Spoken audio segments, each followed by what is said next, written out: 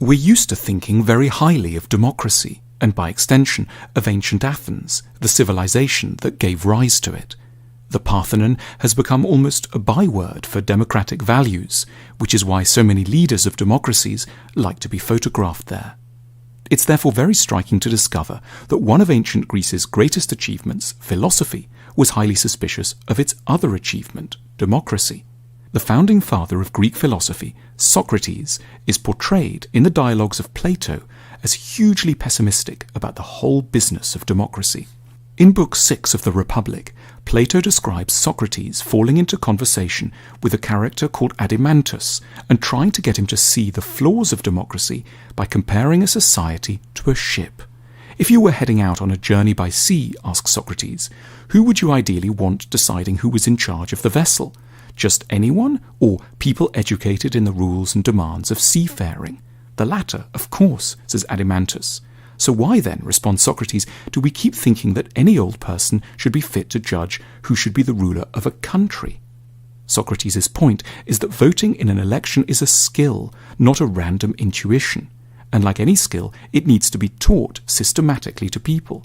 Letting the citizenry vote without an education is as irresponsible as putting them in charge of a trireme sailing to Samos in a storm. Socrates was to have first-hand catastrophic experience of the foolishness of voters. In 399 BC, the philosopher was put on trial on trumped-up charges of corrupting the youth of Athens. A jury of 500 Athenians was invited to weigh up the case and decided by a narrow margin that the philosopher was guilty. He was put to death by hemlock in a process which is, for thinking people, every bit as tragic as Jesus' condemnation has been for Christians. Crucially, Socrates was not elitist in the normal sense.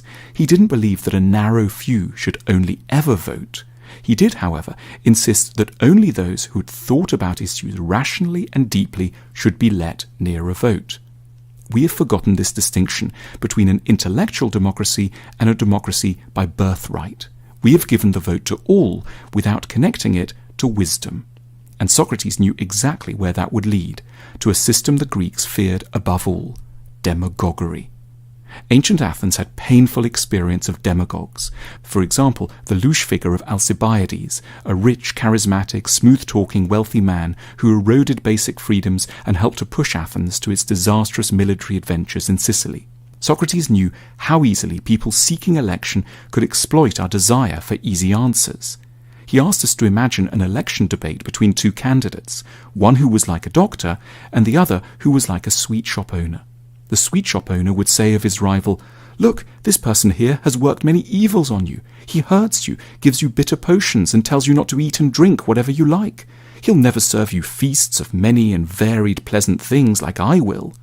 Socrates asks us to consider the audience's response. Do you think the doctor would be able to reply effectively?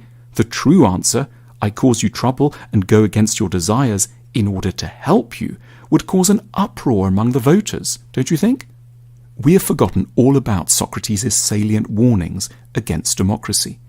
We have preferred to think of democracy as an unambiguous good rather than as something that is only ever as effective as the education system that surrounds it. As a result, we have elected many sweet shop owners and very few doctors.